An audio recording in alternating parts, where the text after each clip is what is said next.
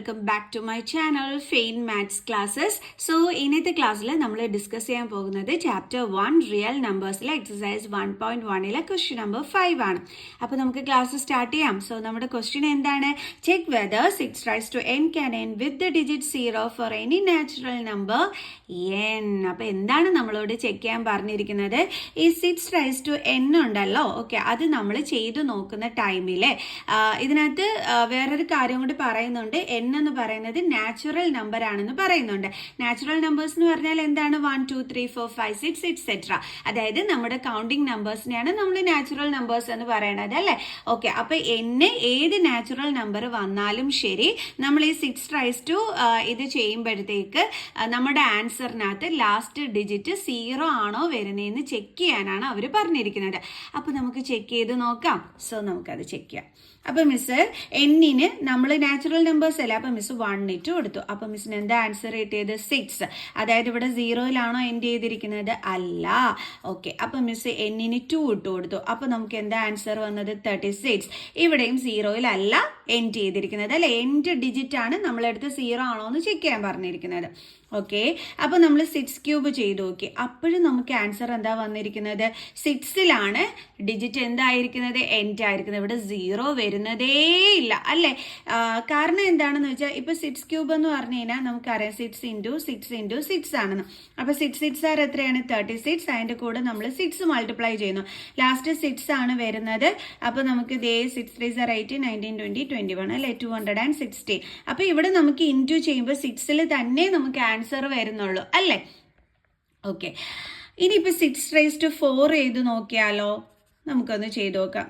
വീണ്ടും നമ്മൾ ഈ 216ന്റെ കൂടെ നമ്മൾ 6 കൊണ്ട് തന്നെയാണ് ഇൻറ്റു ചെയ്യുന്നത്, അല്ലേ? അപ്പൊ നമുക്ക് ഈ ലാസ്റ്റ് എന്തായാലും എന്തേ വരത്തുള്ളൂ? 6 വരത്തുള്ളൂ. 6 1s are 6 plus 3 9 6 2s are 12. കണ്ടോ, ഇവിടെയും എൻ ഡിജിറ്റ് എന്താണ്? 6 ആണ്. അപ്പൊ നമുക്കൊരു കാര്യം മനസ്സിലായി. ഇവിടെ നാച്ചുറൽ നമ്പറിൽ, അതായത് ഇവിടെ എന്നിന് നമ്മൾ ഏത് നാച്ചുറൽ നമ്പർ ഇട്ട് കൊടുത്താലും എന്തായിരിക്കും ആൻസർ വരുന്നത്? എൻ ഡിജിറ്റിൽ 0 അല്ല എന്ന് മനസ്സിലായി, അല്ലേ? ഓക്കെ ആണോ? അപ്പൊ പിന്നെ 0 എപ്പോഴായിരിക്കും വരുന്നത്? അത് നമുക്കൊന്ന് നോക്കാം. അതായത് നമ്മളിപ്പോൾ 10 എന്ന് പറയുന്ന നമ്പർ എടുത്തു. ഇതിപ്പോൾ 0-ൽ എൻഡ് ചെയ്യുന്ന നമ്പറാണ്. ഇതിന്റെ ഫാക്ടേഴ്സ് എടുത്ത് നോക്കാം നമുക്ക്. എന്തായിരിക്കും ഫാക്ടർ വരുന്നത്? 2 ഇൻറ്റു 5. ഓക്കെ ആണോ? അടുത്തത് മിസ് 100 എടുത്ത് നോക്കി. അപ്പൊ ഇതിന്റെ ഫാക്ടേഴ്സ് എന്തായിരിക്കും വരുന്നതെന്നുള്ളത് നോക്കാം. 2 into 2 into 2 2s are 4, 2 into 2 into എന്തായിരിക്കും വരുന്നത്? 5. അപ്പോൾ 5 2s are 10, 10 2s are 20, 20 into 5. ഇപ്പം ശരിയായില്ലേ? yes, 25 4s are 100. ഓക്കെ, അപ്പോൾ ഇതിലും ഫാക്ടർ എന്ത് വന്നിട്ടുണ്ട്? 2ഉം 5ഉം ഇതിലും ഫാക്ടർ ആയിട്ട് വന്നിട്ടുണ്ട്. ഇനിയിപ്പോൾ മിസ് 20 എടുത്തു എന്ന് വെച്ചോ. ഓക്കെ, അപ്പോൾ 2 ഇൻറ്റു 2 ഇൻറ്റു 5, ഇതിലും ഫാക്ടർ എന്താ വന്നിരിക്കുന്നത്? 2ഉം 5ഉം. ഓക്കെ, അടുത്തത് മിസ് 30 എടുത്തു എന്ന് വെച്ചോ. അപ്പം 2 ഇൻറ്റു 3 ഇൻറ്റു 5. ഓക്കെ, അപ്പോൾ ശരിയായില്ലേ? ഇതിലും എന്തുണ്ട്? ഫാക്ടർ 2ഉം 5ഉം. അപ്പം നിങ്ങൾ ഞാൻ ഈ എഴുതിയിരിക്കുന്നതൊക്കെ എടുത്തു വെച്ച് നോക്കിക്കഴിഞ്ഞാൽ നിങ്ങൾക്ക് മനസ്സിലാക്കാൻ പറ്റുന്ന ഒരു കാര്യം, 2ഉം 5ഉം ഫാക്ടേഴ്സ് ആയിട്ട് വരുന്നിടത്താണ് നമുക്ക് എൻഡ് ഡിജിറ്റ് എന്ത് വന്നിരിക്കുന്നത്? 0 വന്നിരിക്കുന്നത് എന്നുള്ളത് നിങ്ങൾക്ക് മനസ്സിലായി കാണും, അല്ലേ? അതായത് ഇപ്പൊ 10, അതിപ്പോൾ നമ്മൾ എടുത്തിട്ട് 2 ഇൻറ്റു 5 നാച്ചുറൽ നമ്പർ. ഇവിടെ നമ്മൾ നാച്ചുറൽ നമ്പർ അല്ലേ ചെക്ക് ചെയ്ത് നോക്കിക്കൊണ്ടിരുന്നത്. ഓക്കെ, നമ്മൾ 1 എന്ന് കൊടുത്തു. അപ്പം നമുക്ക് എന്ത് വരുന്നുണ്ട്? 10 ആൻസർ വരുന്നുണ്ട്. ഇനിയിപ്പോൾ നമ്മൾ 100 എന്ന് കൊടുക്കുകയാണേ. അപ്പം നമ്മൾ 2 ഇൻറ്റു 5, അപ്പം നമ്മുടെ ഇവിടെ നാച്ചുറൽ നമ്പർ 2 കൊടുത്തു. അപ്പോൾ നോക്കിക്കേ, 2ന്റെ സ്ക്വയർ 4, 5ന്റെ സ്ക്വയർ 25, 25 ഇൻറ്റു 4 എന്താ വരുന്നത്? 100. കണ്ടോ?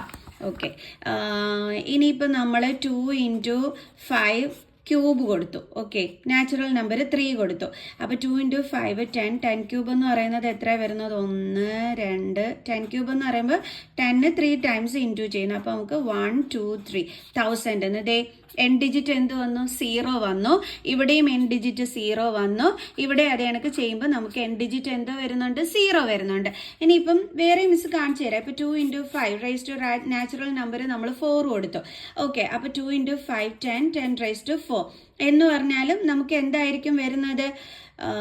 1 2 3 4. എൻ ഡിജിറ്റ് എന്താണ് വരുന്നത്? 0 ആണ് നമുക്കവിടെ വരുന്നത്. അല്ലേ? അപ്പൊ ഇതിൽ നിന്നൊരു കാര്യം നമുക്ക് എന്താ മനസ്സിലാക്കാൻ പറ്റിയത്? 2ഉം 5ഉം ഫാക്ടേഴ്സ് ആയിട്ട് വരുന്നിടത്ത് നമ്മൾ നാച്ചുറൽ നമ്പർ എന്ത് കൊടുത്താലും നമുക്ക് എൻ ഡിജിറ്റ് എന്തായിരിക്കും കിട്ടുന്നത്?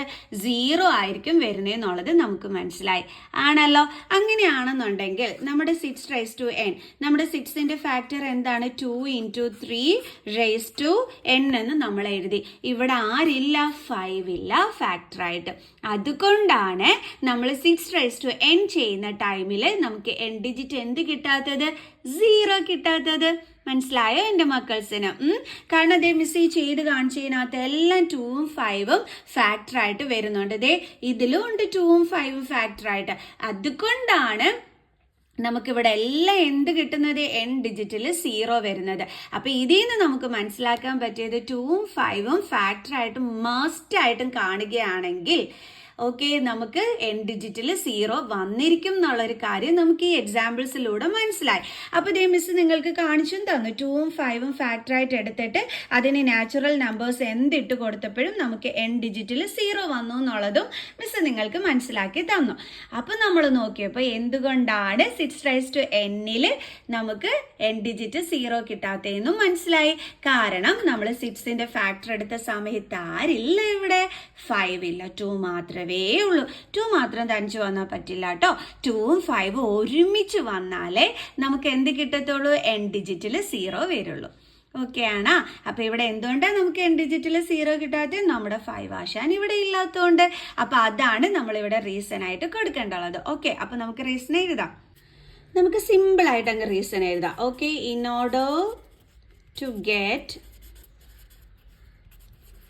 0 at the end, 0 at the end, 6 raised to n must contain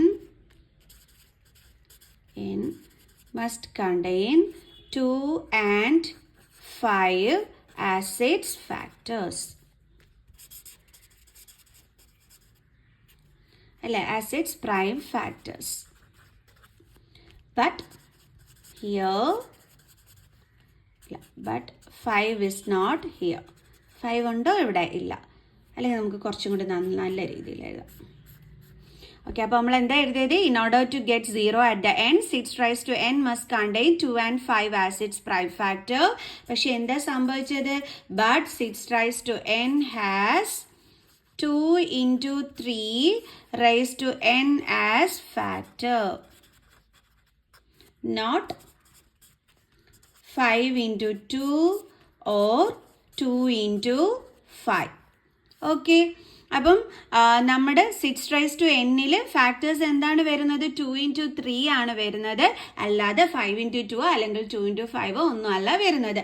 അതുകൊണ്ട് തന്നെ so 6 raised to n does not end with the digit 0. The digit 0 for any natural number n. For any natural number n. മനസ്സിലായി എൻ്റെ മക്കൾസിനെ? എങ്ങനെയാണ് reason എഴുതേണ്ടുള്ളതെന്ന് ഒന്നും കൂടി മിസ് വായിക്കാം. In order to get 0 at the end, 6 raised to n must contain 2 and 5 as its prime factors. But 6 raised to n has 2 × 3 as factor, not 5 × 2 or 2 × 5. So 6 raised to n does not end with the digit 0 for any natural number n. ഇങ്ങനെയാണ് നമ്മൾ എന്ത് കൊടുക്കേണ്ടുള്ളത്?